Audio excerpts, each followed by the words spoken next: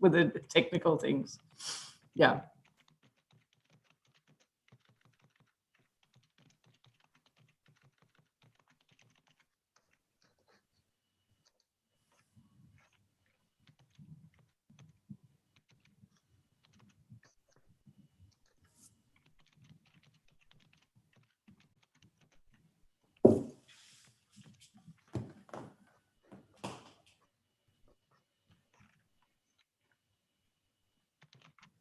Okay, I would just like to say I will close down my computer and start it up again with the headset on, because I think the sound is better with that, but I think I need to do that. So just to give me 5 minutes, right? Or 2. We will wait for you here. Yeah. Yeah, we have time, I guess, but it would just be more nice to have that.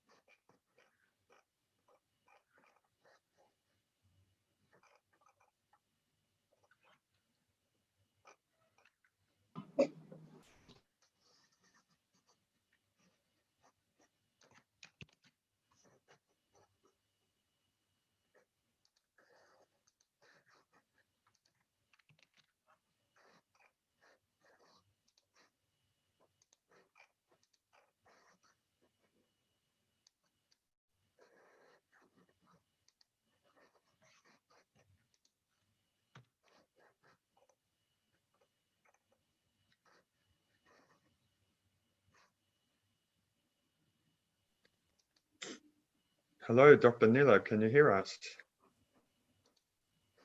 Do you have my voice?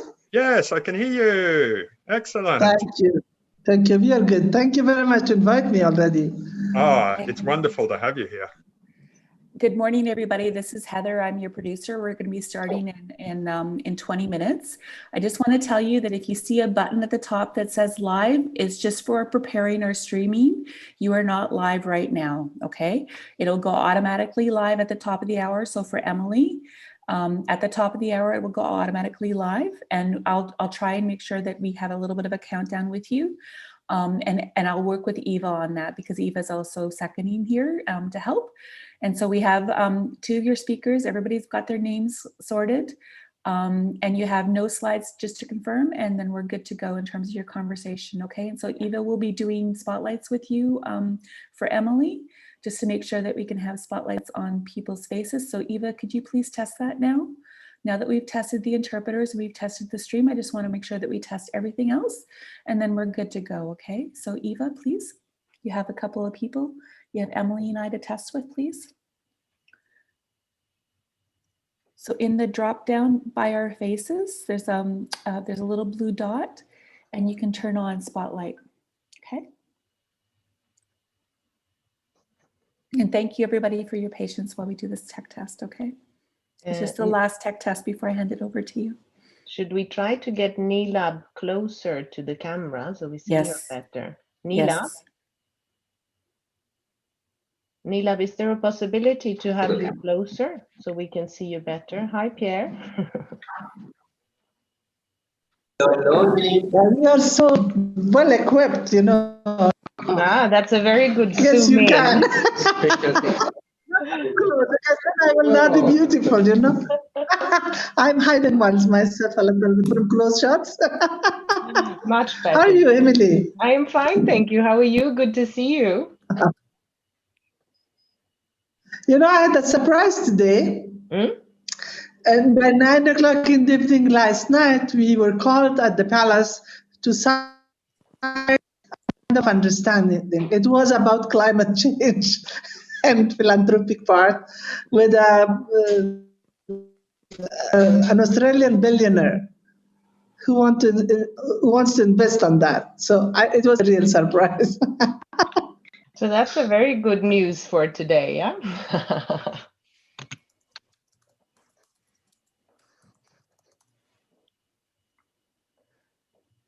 Wonderful. Okay. Hello, and glad to see that we have you a little bit closer. Emily, I think we're done with all the tech tests now. We have interpreters and everything ready for you. So everybody have a good show. And if you need anything, Eva's going to be here to help you, but I'm also going to be in the background. Okay. So just warmly, I'm going to go off the video now. And thanks everybody for being here. I look forward to hearing your conversation.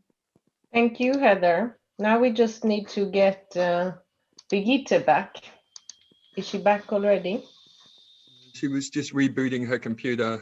Yeah. So, yeah. And just to let you know, we have about 1,000 people on the platform already, so we can expect a good audience for this webinar. Don't make anyone nervous now, Sean. Before we start.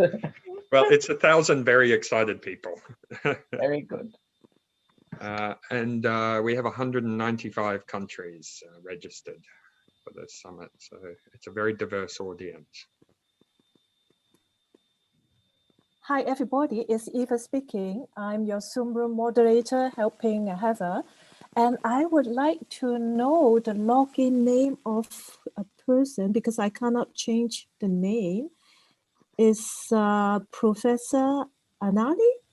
Would you please is he already in? No, he's not. I don't know. He's not in yet, right? Because No, I no, cannot no. change the name. Okay. Maybe you can change the name of Birgitte at the moment because it just say Bibis. So That's Bibi, Birgitte. Okay, I will do that now. Thanks.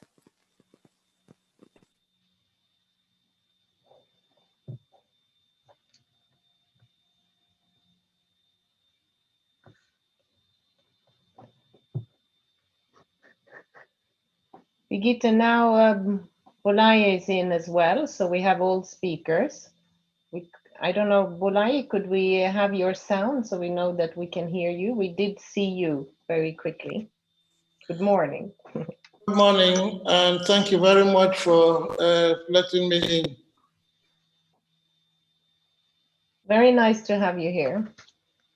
Thank you. Eva, do you change the name there as well? So we have the name. Bolaye. You mean my name? I will. No, it's No, okay. I have your full name. I will change your name on the Zoom room. Thank you. It's okay. I find it. Okay, thank you. Can I just check my audio again? Can you hear me? We hear you very well. But now not. Now not? No, now again. Okay, I was not speaking. No, because you made some, okay, perfect. And you hear us? I hear you loud and clear. Dr. Nilab, could I just hear you say a few words? Welcome.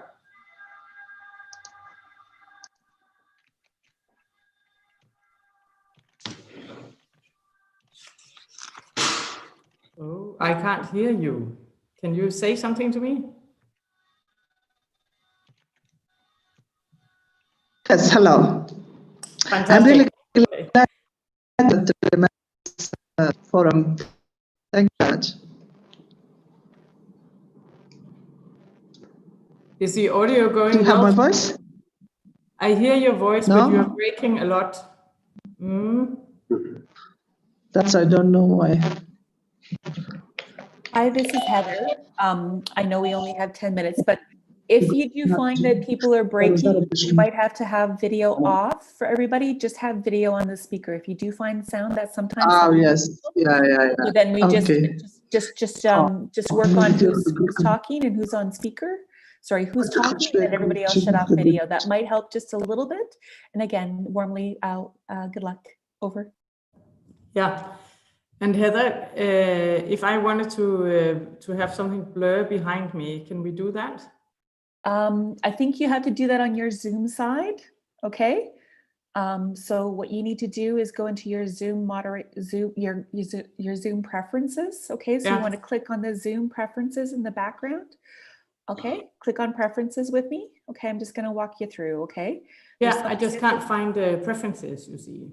Okay. So if you go to the menu bar of the browser, there should be zoom.us in it when you have your client open. Okay, so I can't just do it in here. Then forget about it. It's okay. Are you sure? I can live with that. It's very easy. We can do it. Okay. As you wish. No, thank you. Thanks.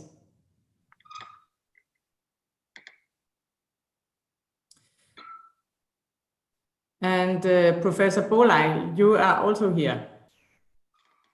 Yes, I'm here. Without your video. Can you just put your video on for me so I can see you? Just to say hello. Thank you. That's and good seeing you. Hi. Yes, but I'm not a professor. Oh, you're not a professor. I don't. That was what it No, said I'm not. on the screen. So now today you are. Oh, thank you for the honor. Congratulations, Professor. Thank you. Okay, but good to hear your voice and that you're on. And it's a bit early in Nigeria, I understand. Yes, it's 7 a.m. here. In fact, we're getting close to 7 o'clock, so it's early, but it's good. Yeah, that's okay. Fantastic. And I saw your little script. I thought that looked very promising. So thank you for that. Thank you. And just before we start, the most important instruction is that we will stop a bit before the hour. So maybe 5 minutes before. And if we don't have anything to talk about, I'll stop it 10 minutes before. But I guess that's not going to happen. And then I suggest that I'll do a bit of introduction first, and then I'll give you around 5 minutes each to talk, where you put your video on and all the rest of us are stopping our videos so that you can get your voice through best possible, and that we can also see you. And then after that, we will open for a dialogue, a panel discussion. And there is no chance of any PowerPoint presentations, but I think you know that already. Yes. Yeah. And don't mind all the other people on the Zoom. It will be about the panel, and the rest of them are there to support us. So should be good. Dr. Nilab, can I start out with you? If we make the order, if we say Afghanistan first, and Palestine, and stop with Nigeria, would that be okay? Perfect by me. Good. I think that makes sense. Then we decide that, as there were no objections. That's how we. Sorry, I was not with you. Can you repeat that? Yes, I'm saying that we start. I will start introducing the theme, and then after that, I will ask each, and I'll introduce you briefly. And after that, you will have each 5 minutes to just come with your perspective on the topic. And after that, we talk. And then I suggested that the order was that we start with Dr. Nilab, and then you, Eunice, and last Nigeria, and Mr. Bolai. Great. Thank you. Yeah, good. And then we open for the dialogue.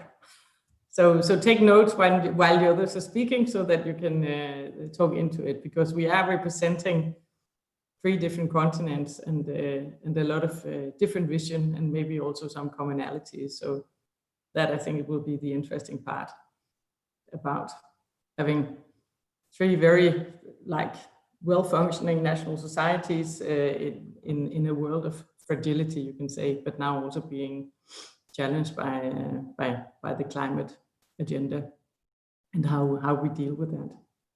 So that'll be it. Okay. And we just, Sean, we just start by sharp 8 and that's it. Yes, this Yes. is Heather. Thank you. Thanks. I can see that, Heather. Thank you. I'll just go and get myself a glass of water.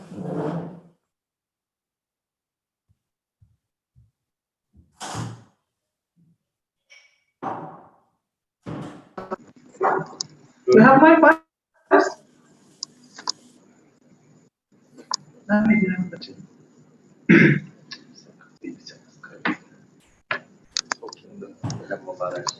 Hello? You have my voice? Do you have my voice? Yes. Okay, thank you. Food insecurity, migrations, probably because of conflict in some areas. These are impacts, yeah? Yeah.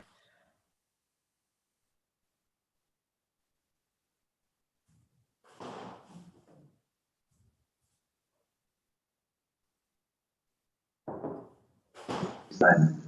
Yeah, but you have underlying vulnerabilities. And complex situation. Yeah. This is the word.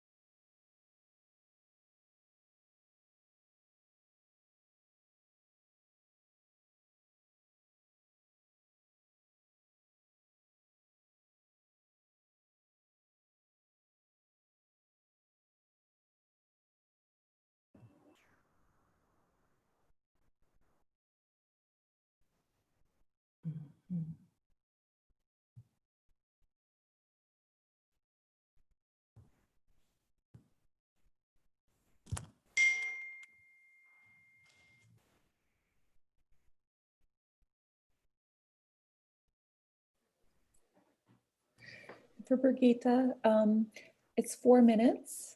Mhm. Okay.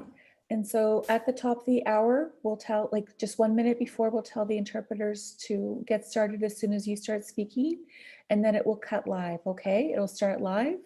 And Yeah. so if you want me to do a countdown, I can. It's 7:56 right now. I am going to start recording for everybody, and it is recorded on Ustream on YouTube as well. This is just so that we have a recording backup, okay? So just know that you know, I'm just doing this so that I don't forget for later, and so that we can always cut the video later in case we need it, okay? So just to let you know for that, okay? And that we'll make sure that we put live, and I'll put that in the chat for anybody, so that Emily and yourself can work on that, okay? Yeah, but if you count down from 10 or something, so I know when to start. Okay, will do. Will do.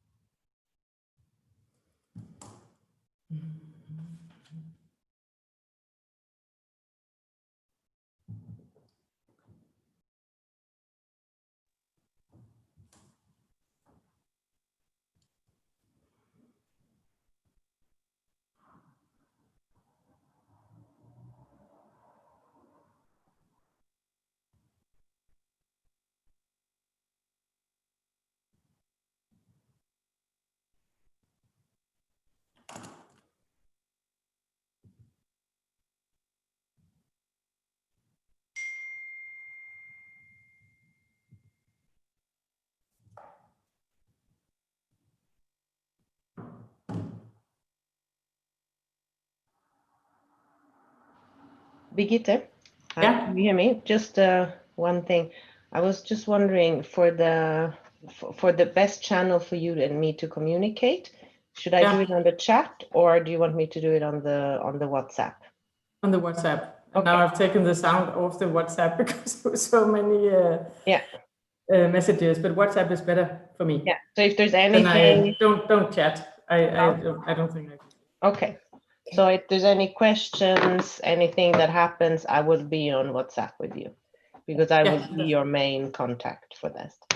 And we do recommend that you use WhatsApp Web and then shut off notifications because it actually might be a little bit more seamless if you have multiple windows open. Yeah.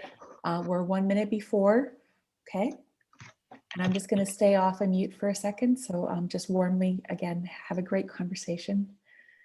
Thank you. And it'll be fun. And, Sure we will. and Birgitte, congratulations again for the Europe office. Heather. we haven't met yet. No, only online. Yeah. Yeah. Okay.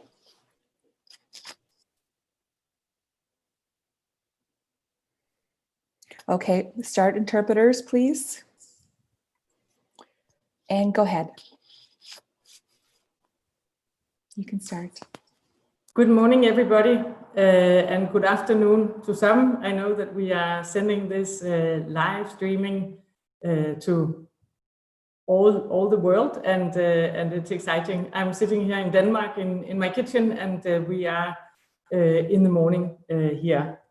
I'm very pleased to introduce this session where we will talk about visions for how to deal with the new complexity of climate, adding to what we're already doing in the Red Cross movement in fragile contexts. I'm very happy to have with me Dr. Nilab Mobares, who is the Secretary General of the Afghanistan Red Crescent. We also have Dr. Unit Al-Khatib from Palestine Red Crescent, and representing the African continent, Mr. Bolai Akpan Ani, who is the President of Nigeria Red Cross. Today, we will have a panel discussion around climate in fragile context, and I'm sure that it will be a rich discussion looking at very important national societies on 3 different continents, but meeting probably some of the same challenges and probably also some different ones that I hope we can put some light on today. My name is Birgitte Bischoff Ebbesen, and I'm the International Director of the Danish Red Cross, still until this month. And next month, I will be representing the IFRC from another continent, Europe. I'll be the new Regional Director for Europe and looking very much forward to that. Starting out, I'd like to say that for me, the 3 of you represent not only 3 continents, but also a wealth of knowledge on working in fragile contexts with everything that involves. Therefore, you are also all very familiar with conflict, with displacement, dealing with natural disasters and health emergencies. So the full basket of what the Red Cross movement is already doing. Now, climate seems to be a new burning platform for us. And I would be curious to see and to hear in this next hour how you see the climate threats and the challenges from your different perspectives and from your respective national societies. We will have an order of 3 different interventions first, and then afterwards we'll open for the dialogue. And if I can invite Dr. Nilab from Afghanistan Red Crescent to talk first, I will give you around 5 minutes, and then you will be followed by Dr. Yunus from Palestine, and after that, the President, Mr. Bolai from Nigeria Red Cross, will talk. Please, the floor is up to you. Gita, thank you so much to I4C to organize this amazing forum to discuss about this very important global challenge. As you introduced me, I'm Dr. Nilab Mubarak, Secretary General for Afghanistan Red Crescent Society. My background is I'm a medical surgeon by profession, but also a public administrator. And I love this topic because in my country, the climate change and especially water is extremely important topic to solve different problems of Afghanistan, because it is the cause of main problems of my country. But it's not said a lot about the impact of climate change and especially water management in Afghanistan, is that it is also an important probable cause of conflict in the country. The second problem that the climate change and water scarcity and management is it brings food security for Afghanistan, because we can't manage our water. Security is a big challenge in the country. The acceleration of natural disasters in Afghanistan is well seen and well documented. On that, if you go through publications, lots of publications, both by Afghan specialists and others, have been produced during the last 40 years. So there's that is very helpful to a vision for the future.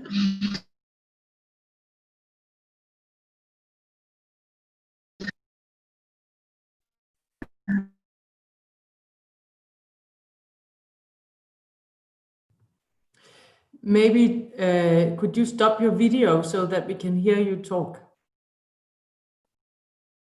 You break out again, Dr. Nilab. Yes, please go ahead.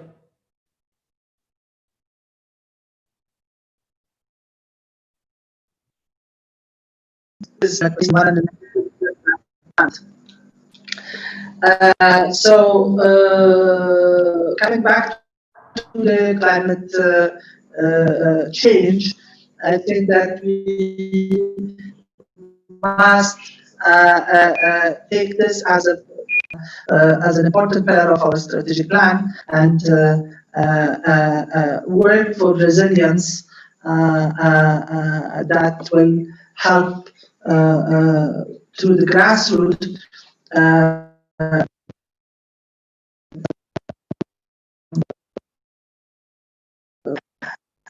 Big policies are important, which are ongoing in the country, and the main one is the water management, because if you look at our neighbors, close neighbors like Iran, the eastern provinces of Iran are really hit by drought, a huge drought, and if we could work together for water management, and then it could help a lot.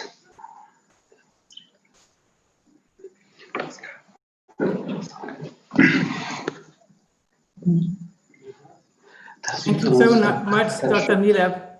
I just want to find out if you're finished. If you want me to talk, I'll talk a lot about the consequences of the climate change, like drought, flood, water scarcity, landslides and avalanches, which are also seen in Afghanistan.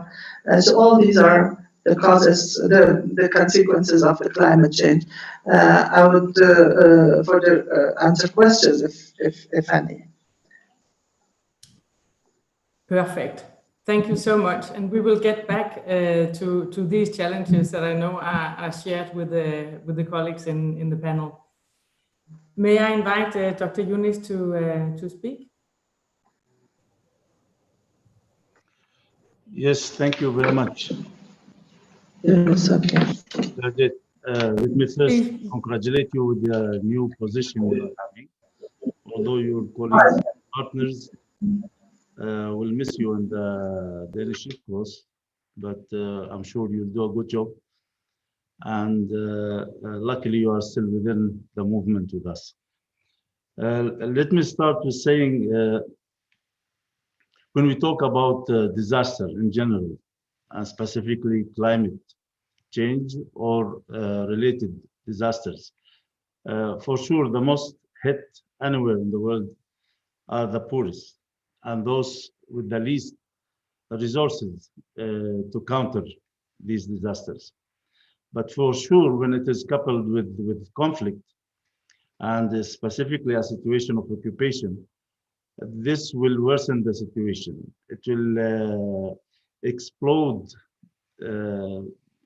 community to certain dangers that it does not counter in any normal situation. I will not focus on the disaster or the climate as such, but what changes, what factors included in conflict that weakens the community's capacity to resist these disasters or to face climate change. For sure, one of the most important factors is instability. We face it here in Palestine, and we know for sure that when you live in a situation, unstable situation, a situation where you don't control your environment, not just about resources, but also the psychosocial, the psychological stress that this puts not just on individuals, but also communities in large. Also, this situation weakens our society to resist, weakens the society not just to resist these disasters, but also to create a strong capacity or to build a strong capacity to respond for these for climate issues. Also, if we look at the notion of building resilient communities, for sure, conflict undermines the ability of all levels in the country to resist or to build capacities to be a resilient community.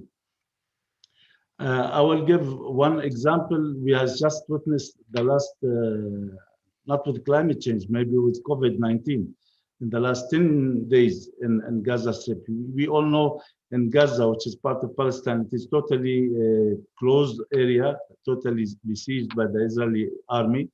Getting stuff or goods or even medicine is not an easy thing. Also, movement of people. And this is one thing that conflict creates, limitation of movement of goods and people. We have seen in the last, when the first case, in community case, not returnees from outside, which is controlled, has been controlled for months in Gaza. But when the first in-community case was discovered in Gaza, within few days, we are facing now a situation of hundreds of cases every day of COVID-19. And with limited resources and low capacities for Gaza to respond, we are facing a disaster, quickly developing disaster in that situation. And this is not just in Palestine. It is in the whole region, I think. Also, Afghanistan is one case. If you look at Syria or Lebanon, Yemen, Libya, I think that the capacities of these countries to resist or to build resilient communities are very much limited. But also, what is our role? I think, yes, the Federation, the International Federation of Red Cross Red Crescent, has its framework for building resilient communities. But let me say that the most important I can see is the civil society in our countries playing a role, and in the forefront of those civil society organizations is the Red Cross Red Crescent movement. Our national societies, it has proven, and it's a network of volunteers all over, to be in the forefront of responding to these disasters, whether climate related or COVID-19. We can see that very clearly in Lebanon. We saw it in Syria, the role of the Syrian Red Crescent, and other national societies are trying to play an important role. Coupled with that is the role of the international community in responding to the local needs. I think these are the two very important elements and circles that, if connected well together, can relieve a little bit the pressure in communities facing conflict. Thank you very much.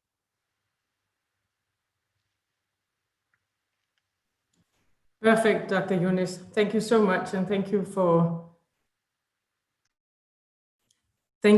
a really good intervention, and for pointing to the long-term needs, and also for the role of the volunteers. I think that we can come certainly back to that, how we better can support the volunteers to work. The last panel participant, Mr. Bolai from Nigeria, will you take the floor, please? Thank you very much for this opportunity. I'd like to talk about Nigeria and use the opportunity to show what is happening across Africa. Conflicts in Africa, and particularly in Nigeria, are very common occurrences. In Nigeria, for example, people just think about terrorism as the conflict that we have. But there are categories of conflicts in Nigeria. There are communal conflicts arising from clashes between farmers and herdsmen and so on. Some of them are tribal conflicts. Then there is urban violence, which includes cults, mafia, and gang violence activities, youth restiveness, kidnappings, and abductions. And then terrorism, which is like the insurgency we have in the Northeast, militancy in the South-South, armed robbery everywhere, banditry in the Northwest, and agitations in the Southeast. Of course, the results of this are very clear. The trauma they cause, the displacements they cause, the deaths they cause, economic breakdown, educational systems collapse, health system and facilities destroyed or made weakened, and the instability from uncertainties that prevent the environment. The climate change in Nigeria, somehow about 45 million people live in high climate exposure risk areas in Nigeria. And I think that's like the situation across Africa. Climate distribution is from warm desert climates through warm semi-arid climates, monsoon climate, to tropical savanna climate conditions. And the results, as we all know, generally desertification, land movements, drought and changing seasons, flooding along coastal environments, temperature changes, which creates very high health hazards, wildfires, storm surges, impacting on agricultural development, health services, water provision, energy, land availability, because when there's land movement, available land is reduced, degradation of renewable resources by drought, desertification, and deforestation, and then the issue of temperature change. These climate change impacts affect conflicts in the sense that it escalates conflicts that already exist or creates new ones because people are now communities begin to create self-defense or invasion forces because they want to defend themselves. Then people begin to move around looking for better facilities to want to graze and to want to survive on, especially looking for green areas and water areas availability. Then armed robbery, agitations, and banditry begin, because when somebody loses his livelihood and there is almost no hope, it begins to resort to armed robbery, agitations, banditry, kidnappings, and so on. And then population movement in itself is beginning to develop, improve, or increase the situation of the slums, urban slums that exist in Nigeria. And these are the impacts, if effective results of climate change on conflicts. Climate change also impacts on vulnerabilities by the fact that because agriculture is impacted, food insecurity results. Because health systems are weakened, health emergencies result, and so on. So water and hygiene issues are also increased. Loss of livelihood, and all of these are made worse by the fact that we are now facing the COVID-19 pandemic, which makes it even difficult for volunteers who are available everywhere to freely move around, because you don't want to get infected by the virus. So you want to be careful.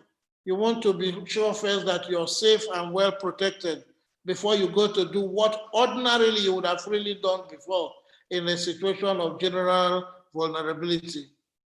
And then there is also the fact that COVID-19 has changed the direction of funding and has changed the direction of our programs. So it means that we have less funds to deal with even the impacts of climate change and other situations.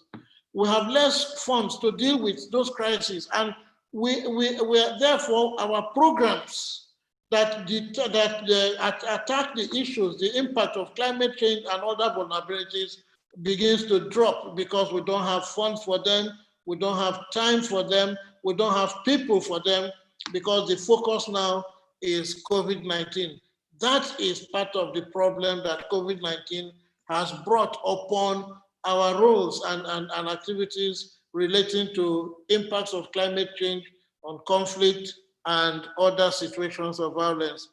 How do we deal with it? Fortunately, we have volunteers everywhere, but what this helps us to do in this situation is that we are now able to know the realities on ground, and that helps us in our planning, it helps us in our programming, it helps us in the things we try to do at the level where we now have changed our emphasis from just waiting for the big funding to go and do. We have encouraged our branches to now begin to think of small activities that will not require huge funding, but that will respond to these developments. That is how we are approaching it in the Nigerian setting, and that is what we are selling across Africa.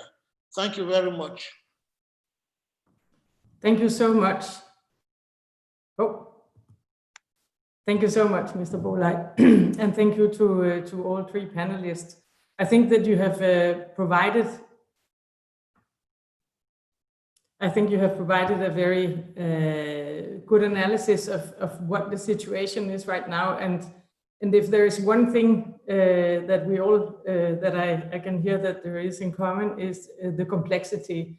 I think for the Red Cross and Red Crescent National Societies, complexity is normally the order of the day, but seeing the consequences of climate change and as was pointed out from Afghanistan, we actually have lots of documentation already that this is causing both displacement, conflict, strife, and a lot of unrest in the different countries and also in the continents, as was also pointed out.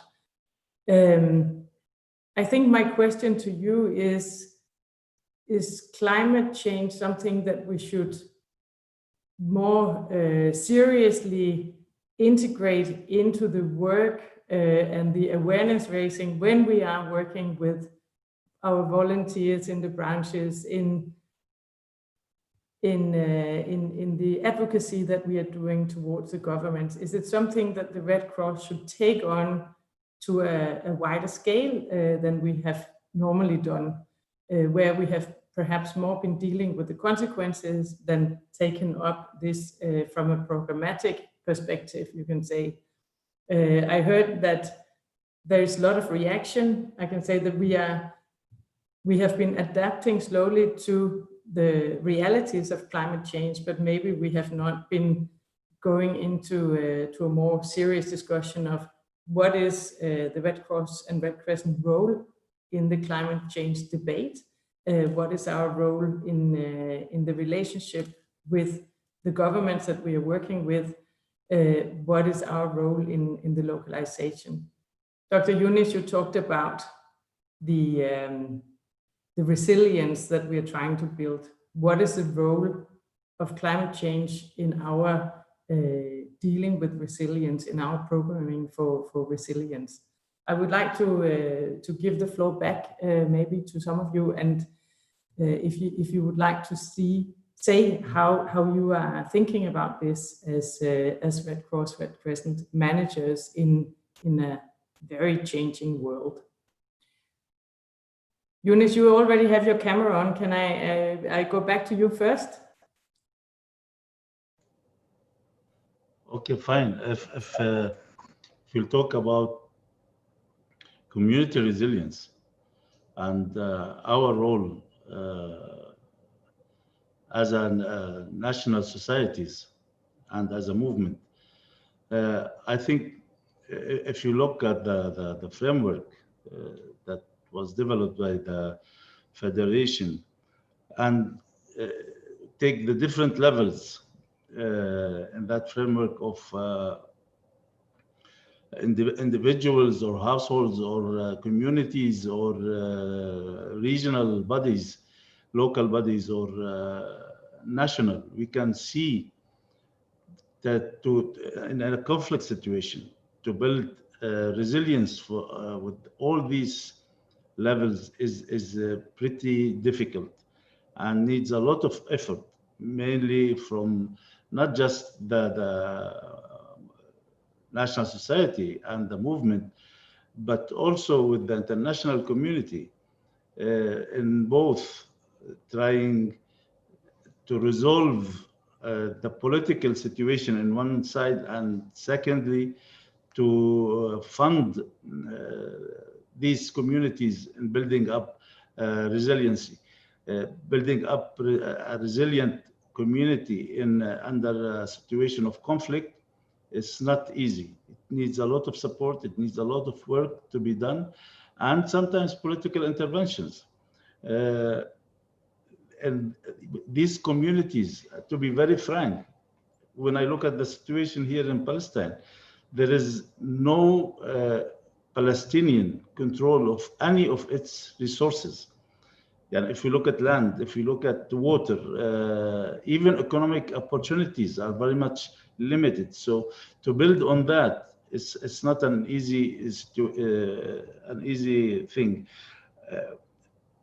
Here, the network of volunteers, I think in a conflict situation can be very important because of their existence in the community, and also because of their economic strength sometimes in the national level of the country. Thank you, dear. But can I ask you, just to go back on the climate agenda, and if we are talking about a fragile context where sorry, I did not conflict is part of that. where do you see then also the climate agenda fitting into this already very complex situation? Well, of course, the climate we can see throughout the world. We can see in our country in the last 10 days there has been a very strong heat wave coming, and we can see that climate waves are changing from year to year, and we have been facing in the last few years new waves of flooding that we have not witnessed before in Palestine, and that is also increasing from year to year. We are having worse situation like in Gaza or in the Jordan Valley, and there are high economic losses, agriculture specifically. Yes, I think that the climate change or even climate-related areas are highly affecting our communities everywhere. We have seen in Sudan what is happening with the floods and the effects it had on people. But why I'm focusing more on the conflict part of it, because whatever climate will bring in, if you have also added to that a conflict, that means your resistance, your immunity is very much less than any other community or country which does not have conflict. And regardless of what type of conflict it has, sometimes conflict could be political, and it can create a bad situation, like the one we have seen in Lebanon, for example, in the last few months. And here again, I will strengthen the notion of civil society strength, building the capacity of our organizations, our volunteer organizations, to respond to such even political strives that our countries will be passing through. We have seen that in the response of the Lebanese Red Cross in the last few weeks to the disaster they had. Thank you so much. Yeah, exactly. So it is another element, but not one that should take over our agenda. I can see, Dr. Bolai, that you would like the floor, so I will switch over the floor to you, and then afterwards to Dr. Nilab. Thank you. Thank you very much. In Africa, the climate change has not become such a topical issue, whereas the truth is that the reality is already upon us. And so whereas it exists, we have not made it a topical issue. So I think that we should begin to deliberately look at it as a topical issue in Africa and probably across the globe. Maybe other regions are doing better than we are doing, but I know that we should scale our interest in climate change as an issue for discussion, as an issue to work towards and plan responses to, because the realities of climate change and the impacts are upon us already. In Nigeria, what we have tried to do, even though not directly talking about climate change response, is that we are involved in integrated community-based resilience building interventions. And these interventions include vulnerability and capacity assessment across the country so that we can know what region has what needs and what areas have what situations. Strengthening the capacity of local committees so that even before headquarters gets in touch with the local people, the team, the committee at that level already knows what to do, knows how to handle situations, and knows what reports to send forward. Community first aid simulation and drills are being carried out here and there in the light of disaster risk reduction efforts. Hygiene promotion activities, because one of the greatest impacts of climate change effect is on water, potable water availability and so on, and nutrition. So hygiene promotion is an activity that can be carried out without waiting for huge funding from donor agencies. Our branches are doing this at the grassroots level, which we call Pillar 1. Then livelihood programs. We are also involved in community-based surveillance to determine what the situation is. So we are carrying out these community-based resilience building interventions and directing some of them to the effects of climate change, even though we have not been treating climate change as a topic. But I think that in national societies and therefore in IFRC, we should begin to look at climate change as a serious issue, as an issue for the future, which we must begin today to plan towards, to work our responses to that, and see how we progress. Thank you. Thank you so very much. Now we start getting questions from the audience, so now it gets exciting. For you, Dr. Nilab, I have a question, very direct. How do you recommend that your neighboring national societies, Iran and Pakistan at present, should work together to mitigate against or respond to climate crisis, particularly with our shared borders, resources, and migrant flows? It's very relevant and Absolutely. Thank you. I was waiting for this question, actually. Yes, thank you. Before responding to this very important and very, I'd like to come to your first question about an integrated program for volunteers, how we can address resilience or resilience to our networks. I think that is absolutely, in the case of Afghanistan, would be really very useful if we could have resources and program and a program which could, create content to train our volunteers across the country and make them agents of change. Fortunately, ARC is present and has access all over the country, and for us that is a real I think we should already think about it, and I'll come on how we already thought about this.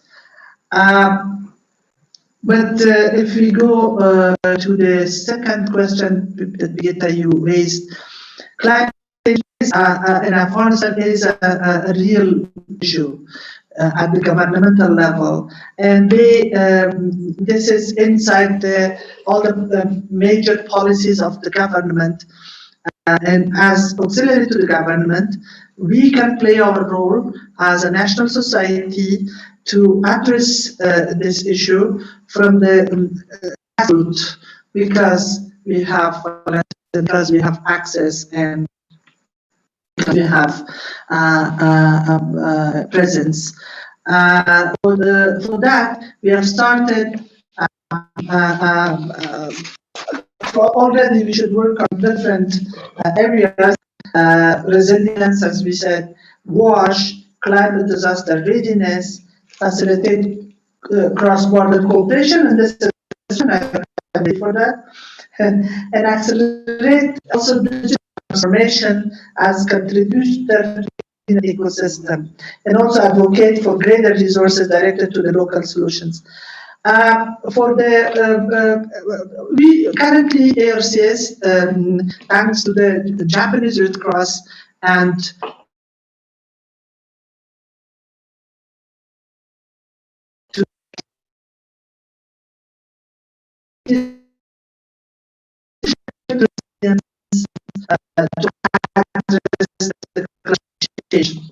so we started a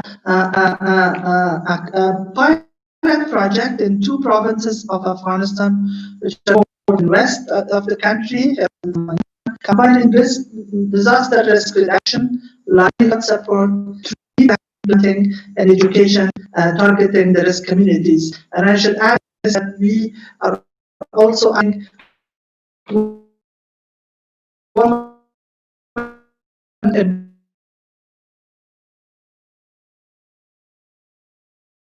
empowerment to green areas, planting plants which have high income generation rate, like pistachio, like almond, like saffron, like aloe vera, plants that are well, it's very possible in Afghanistan, but also in the neighboring countries like Iran.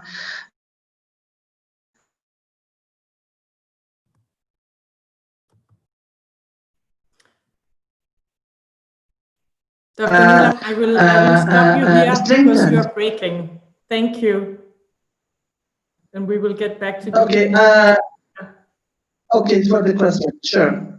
Yeah, because we have many questions now from the audience.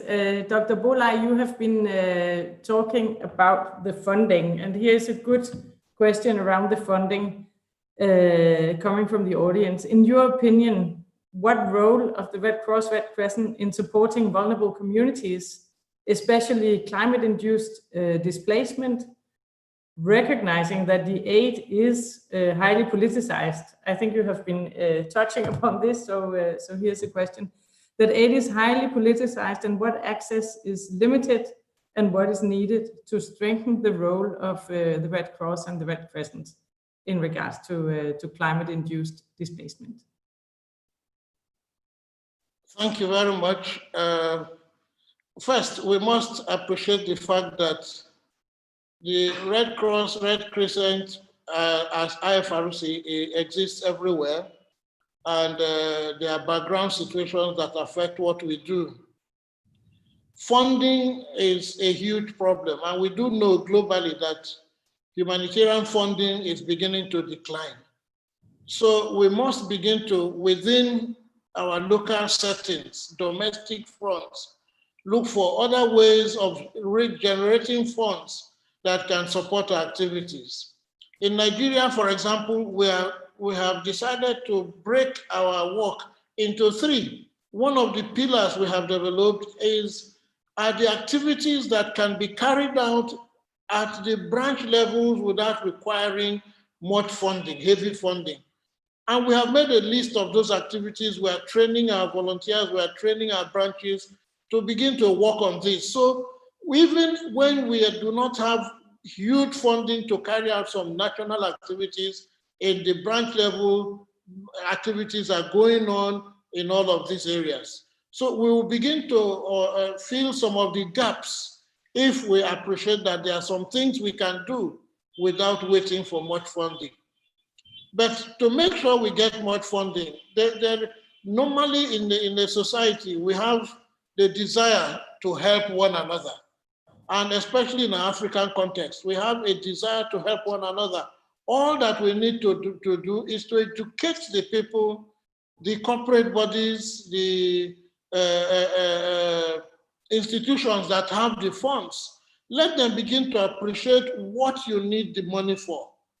Let them begin to appreciate the situations that we face and what can be done to help in those situations.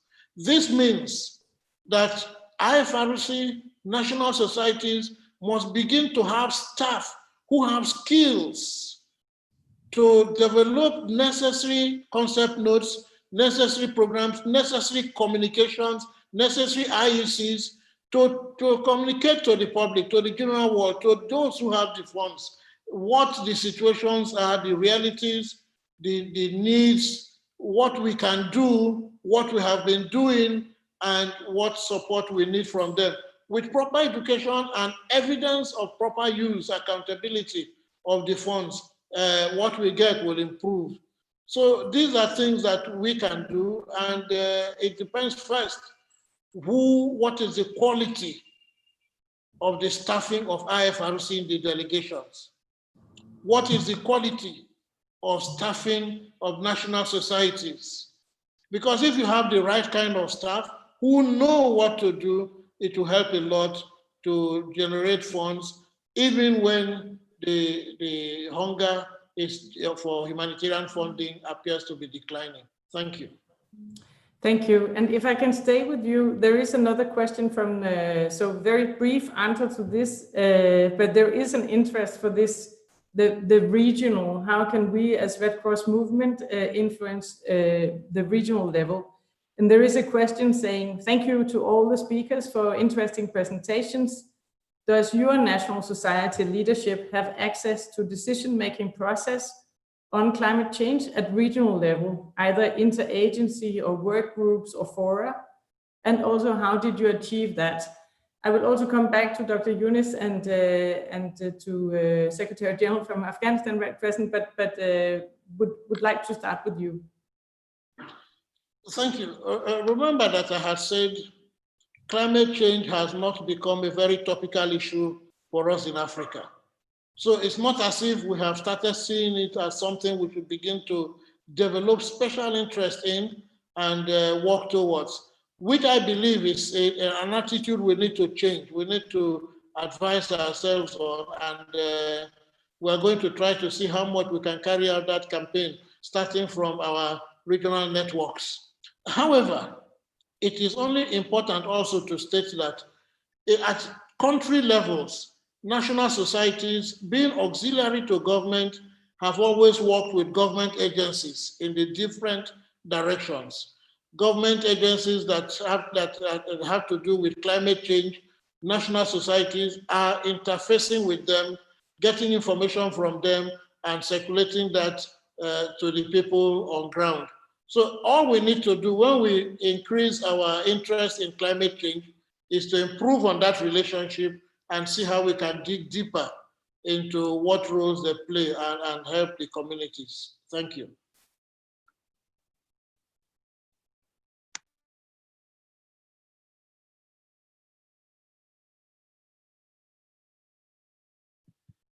You seem to be muted. Oh dear. So I give the floor to Yunus. Sorry about that.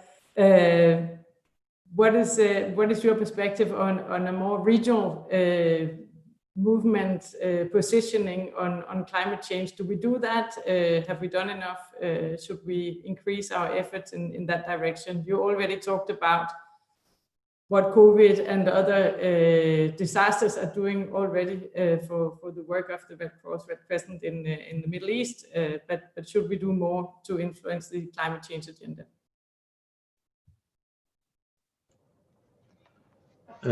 Yes, for sure. If I will speak about my region, the Federation can have an instrumental role in bringing up the national societies to work together. We are talking about a region that has the same characteristics, and even in terms of climate change or climate. What comes here in Palestine goes to Lebanon, to Syria. It is this area is very much interconnected in many things. I think we can have a joint program to build up our communities, to be ready for response to any disasters, including climate change or climate in our region. Basically, how can we build our capacities? I think we in the Palestine Red Crescent has a good capacity. We have built up, as a cause of long conflict, a capacity that responds to any situation. I think one example is our intervention in the last 2 months with people under quarantine, whether at home or in centers, and moving mobile teams to work with them at different levels with different skills, whether medical, psychological, their mental health, even with special needs. It had a very, very positive, very effective results in the communities. I think regionally we can work together in building up these capacities with all the national societies and could be led by the Federation regional office. But I will also go back to the funding of all of this, which needs really, we have to look very carefully into funding, it is very easy to create needs in our regions, in our countries, and really waste funding in things that are not needed. This is a precaution to be taken by others and the movement of the Red Cross. We have to identify the needs very carefully and build on it. Secondly, in general and in specific, in general, all political parties should be responsible, should be held responsible to their conflict. In our situation, which is occupation, I think the occupying power should be held by the international community. Vice versa, Geneva Conventions and international law, there are responsibilities over these parties towards the populations and towards the communities that they are whether occupying or they are fighting among each other in the same land. Here, I think also we in the movement should play a role in promoting international law, Geneva Conventions, our principles, with all political parties concerned. Thank you. Thank you so much, Dr. Yunus. And now I'm getting very concerned about time. I would like to go back to Dr. Neelap for the question on influencing and positioning the Red Cross Red Crescent movement in the regional context. And I'll give you a couple of minutes. Yes, thank you, Birgitta. Do you have my voice properly? Yes? Yes, I will go very quickly. First, your question, former question about working together with, for example, Iranian and Pakistani Red Crescent Society. Absolutely, I'm so much for that. We have already discussed this at least 2 years ago with our colleagues with Iran, but also could be with Pakistan. And Afghanistan Red Crescent Society is currently working on a regional conference with IFRC and Turkish Red Crescent Society. I'm just announcing that with their permission, we want to work on a regional conference, and definitely the climate change and solutions for that and cross-border water management could be part of it. Thank you. Perfect. Thank you so much. I would like to get into our final minutes with a comment that I think is very pertinent here. It says, many thanks to Dr. Bolai for the comment. It sounded like there will be a need to invest in positioning the Red Cross Red Crescent brand. A marketing strategy is needed to be in place with concrete evidence-based impact. And I think what I have heard is an interest to not only be looking at climate from a national perspective, but also raise it into a regional and maybe also more global thinking. And it was said that already Federation is doing quite a lot to help the global thinking on climate, but also that more national societies are faced with lots of challenges that are coming from climate change. And I've heard displacement, landslides, desertification, lots of issues around water, access to water resources, problems and conflict around water that is simply not there anymore, and water that is not there for farming, etc., impacting livelihoods. So even though climate is adding to the complexity, I've also heard that there is no way around not working with it. I'm getting a last question, and I doubt that we can answer it, but maybe I will use that as a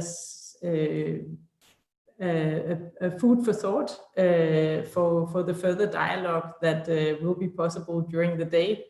The last question that is coming is, at what level should the Red Cross, Red Crescent, as auxiliaries to the public authorities, be expected by the government to participate in addressing the climate change issues nationally, regionally, and globally? And I think that is exactly what we have been discussing today.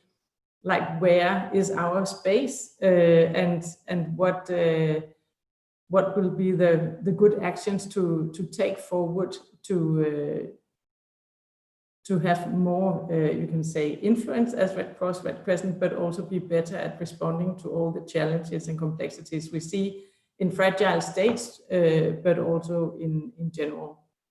I thank you very much, my three panelists, for participating at this for some early hour. I think it has been very interesting, and I think you have given lots of good insight from the level of civil society and volunteers that are doing a lot at local level to sharing your thinking as managers into the climate agenda in your country, but also at regional perspective. Thank you so much for participating. I hope that you will use the opportunity to go into other of the debates that are going to be today. It has been a pleasure. Thank you very much. And I should also say thank you to the audience for posing very good questions. Thank you for that. And have a very nice day.